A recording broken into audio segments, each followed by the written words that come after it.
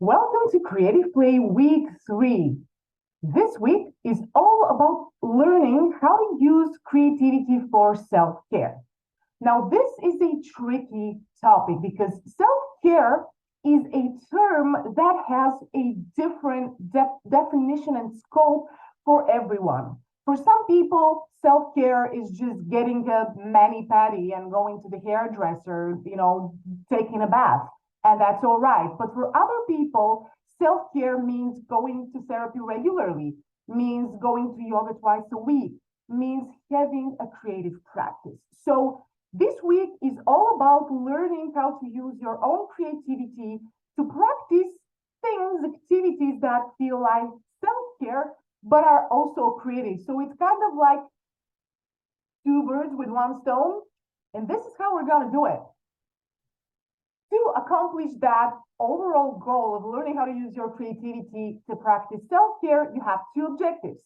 Objective one is to explore your unique self-care needs, which is going to help you define what activities can help you accomplish that self-care effect. And your second objective is to actually learn to use your creativity for self-care and figure out how you can adapt and customize your creative ritual based on how your unique needs and circumstances change. Week 3, lesson 1, find a nourishing creative activity. What does that mean? Well, to nourish your body and mind basically is to feel that soothing sensation that comes as a result of taking care of yourself, basically, essentially. And whether you prepare a delicious and nutritious meal and fuel your body with like good fuel and actually influence your mood that way, or you end up drawing on yourself and that gives your body a nice sensation, you are technically accomplishing some sort of self-care result, whether you feel more relaxed or you feel more in your body or you feel just loosened up. It doesn't matter. In your particular circumstances, one very specific creative activity can feed your soul exactly in the way that you need this at the moment to happen based on your needs. So the lesson here is dedicated to finding some sort of creative activity that feels nourishing either for your mind or your body, or why not both? So the tool you're going to use is something you're already familiar with. This is the mind map. And your first assignment for this week is to brainstorm a bunch of nourishing creative activities that immediately pop up in your mind. And so you can actually start going in, start figuring out what direction you want to go in as a follow-up. Here are your action items. Get something to write on and something to write with. Set a timer on your phone for 3 minutes. Make a mind map with creative activities you consider nourishing for your mind, body, or both. Here's a pro tip for you. Write down everything that comes to mind, whether you've tried it in the past or you want to explore it in the future. Here's some inspiration to get you started. So these are some of the creative activities that I have experimented with in the past, and they nourish my body and my mind. Week 3, lesson 2. Find a nourishing creative activity you can do with little effort and preparation. This is a very important part of the journey to finding your ultimate creative activity for self-care, because if something is not easy for you to do on a regular basis, you're not going to do it.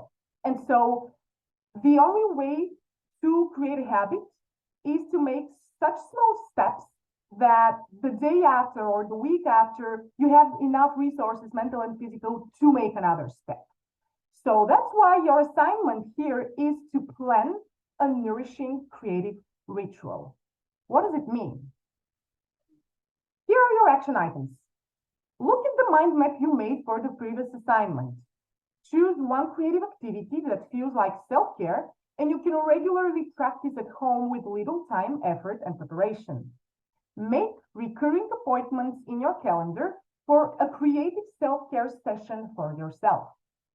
Choose realistic duration and frequency for the sessions to create a sustainable habit. So you go over what you came up with as creative activities that feel nourishing and nurturing either for your mind and your body, and you choose the one that you see yourself doing over and over and over again, almost on autopilot, because if you choose something that's so easy for you to do, you're going to be motivated to do it again and again. And so the easier you make it for yourself to spend time in a creative space, the more likely it is for you to accomplish a state of flow or just clear your mental cache or feed your soul if you're an aesthetic person. So choose something that for you is go-to. It can happen in the kitchen, it can happen in the bedroom, it can happen in your yard, depending on where you are in your life, what you're working with and what you're into. Choose the thing that can become your go-to creative self-care activity.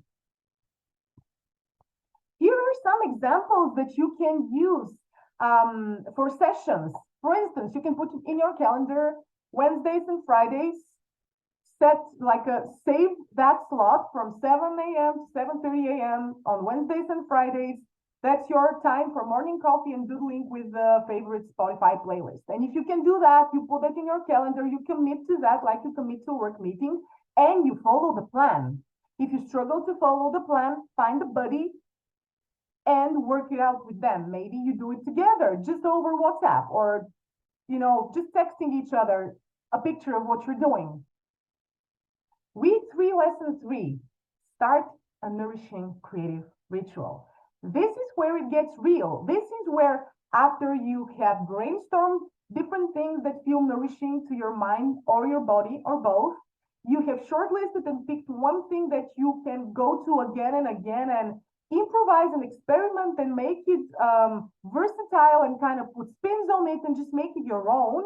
Here's where you start doing that. Week 3, assignment 3 is to start nourishing your mind or your body or both with your go-to creative rituals. Start following the plan you created in the previous assignment. Commit to a regular creative practice that nourishes your mind and body as a byproduct. And here's my pro tip here. Make it sustainable to make it last. So choose something that you can just pull out a sheet of paper, just grab your marker and start doing that. Or step into the kitchen, open the fridge, see what's inside, pull it out, put your chopping board and make a piece of art. Take a picture of it, put it on Instagram, like get creative with it, get aesthetic with it, just put your spin on it, say something through that, then eat it. Doesn't need to be complicated, doesn't need to be special. It doesn't even need to look good at all. What is important here is to practice something that feels good as you're doing that. If as a byproduct something nice comes out of it, that's great, but that's not the goal initially. Because if that's the goal, you're going to be stressed out. You're going to have expectation, and that by definition ruins the process.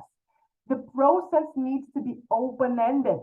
It needs to allow you to move. It needs to allow you to experiment, to evolve within that context, to branch out. Because for me, food was my first accidental creative language.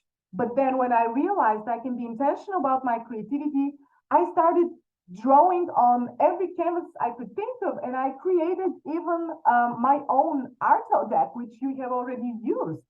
So who knows what can happen? You can't understand what's waiting for you over there unless you spend the time to actually do it. So make it fun, make it easy, and let's do this.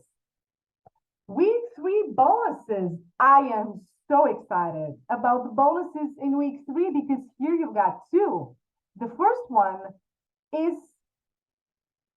drum roll, no, you can already see. This is the example of what I call Lego cooking. This is a short video guide of how you can invent your own recipe for a sugar-free instant ice cream. Basically, all you need are some frozen fruit, whatever the fruit you like, some nut butter, whatever nut butter you like, and something to sweeten that beautiful concoction, which can be honey, it can be agave nectar, it can be maple syrup, it can be dates, it can be stevia, doesn't really matter. So this video is one of your bonuses for the week, and you can use that for inspiration to start playing in the kitchen. This is actually not your bonus though. This is a teaser of what an edible art tutorial is all about. An edible art tutorial shows you how to use edible ingredients as creative supplies and literally draw with them. So your bonus for the week is a tutorial for an edible art piece that you can literally recreate in your own home, but it's for a different artwork, which I selected after I created this presentation because I really wanted to give you something to show you the breadth and depth of the edible art techniques that you can explore, because with very simple ingredients in your favorite colors, you can create such gorgeous artworks that literally feed your eyes and your body almost at the same time in a way that you cannot imagine unless you give this a try. So I'm very curious to see what happens after you experiment with creating a piece of edible art that maybe feeds your mind and body in ways that you didn't think was possible.